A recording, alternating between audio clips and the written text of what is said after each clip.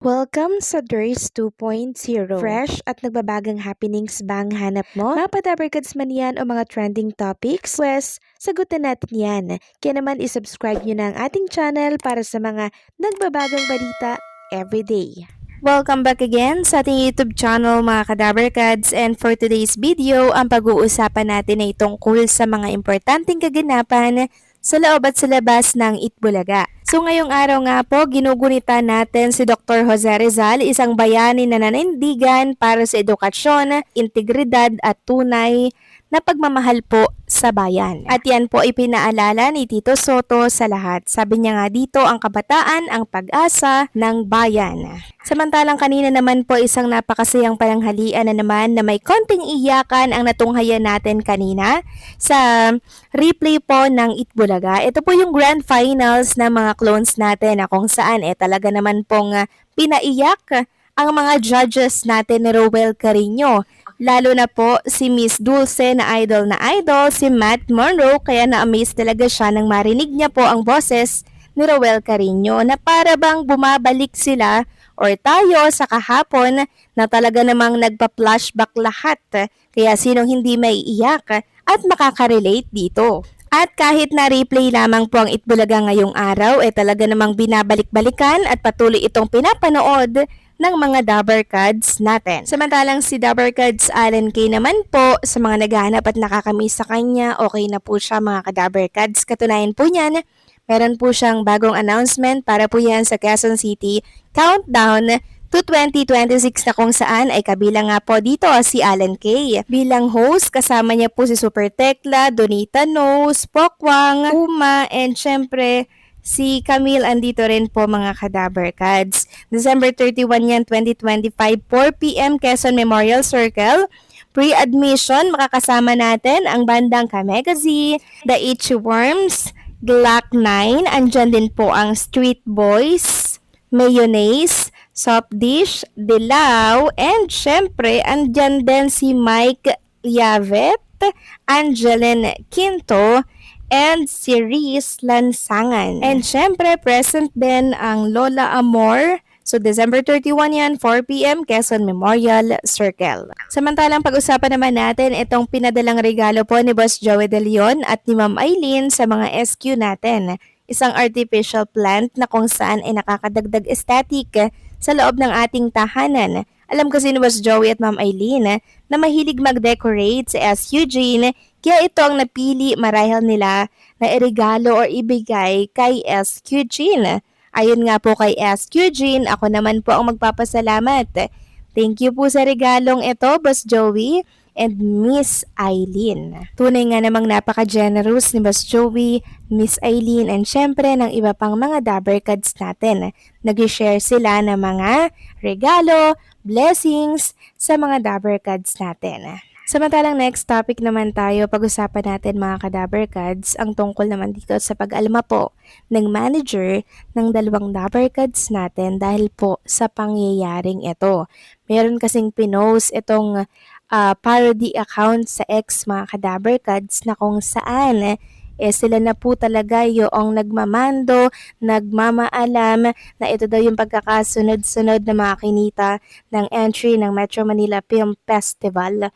So, grabe din, makikita kasi dito ang Call Me Mother, number 1 daw, 148 million, samantalang wala pang naglalabas nito mga Kadabarkads.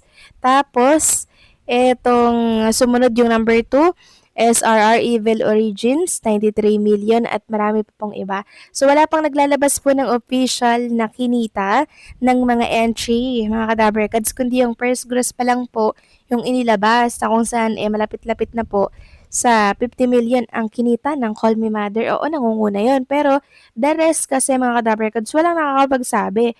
Nilagyan agad nila ng kinita do 148 million. So pagka ganito kasi mga Kadabarkads, parang babaliwala po yung ibang mga entry. Pag ganito yung mga pagkakasunod-sunod nila, 'di ba? Kasi kung ano po yung trending, kung ano yung malaki yung kita, yun talaga yung pinipilahan Sa halip na mapanood po yung ibang mga entry pa, wala na mga Kadabarkads dahil pinagsusunod-sunod na po nila. Hayaan sana nila ang mga tao kung ano ang gustong panoorin ng mga ito. Ayon nga po kay Mr. Noel Ferrer na manager po ni Mr. Ryan Agoncillo and Isa Calzado, the MMFF Executive Committee daw refrains from disclosing official ranking and box office grosses as per our agreement with the producers in order to mitigate the bandwagon effect that may potentially impact the performance of our entries. Instead, we encourage the public to experience and support all the films showcased in this year. Metro Manila Film Festival, thereby demonstrating your unwavering love and appreciation for the Philippine film industry. Since we're still in a long holiday, we eagerly await your presence in our cinemas. Samantalang next topic naman tayo, pag-usapan natin mga Kadaberkads, ang panibago pong write-ups para ito sa Kapatid Network and sa ABS-CBN naman. Sabi dito, sagupaan at tapatan na simula January to 2026 sa pagitan ng Kapamilya Channel at Kapatid Channel sa local cable DTH at maging sa international. Ito ay matapos paalisin ng TV5 ang ABS-CBN at putulin ang kontrata dahil sa pagkakautang nito. Dahil marami ng bagong programang TV5, ilulunsad nito ang Kapatid Channel kung saan mapapanood ang mga dekalibre at kalidad nilang mga programa. Yan ang sinabi nating magandang mga pangyayari sa bagong taon dahil marami na tayong pagpipili ang mga programa. Hindi katulad dati nakakakulong tayo sa monopolyo dahil isang programa ang sinusupply o umeere kahit ilipat mo pa sa iba't ibang network o channels.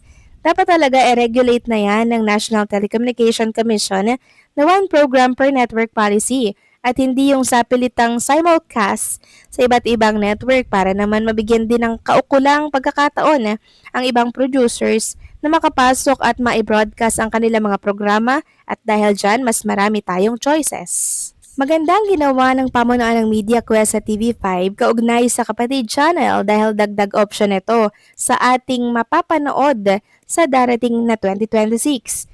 Tunay ngang goodbye are meant to be beautiful. Samantalang next topic naman tayo, pag-usapan natin mga Kadaberkads ang tungkol naman dito sa pagsalubong po ng Daberkads natin sa 47 anniversary nila sa paparating po na July at excited na nga dito si Boss Joey De Leon.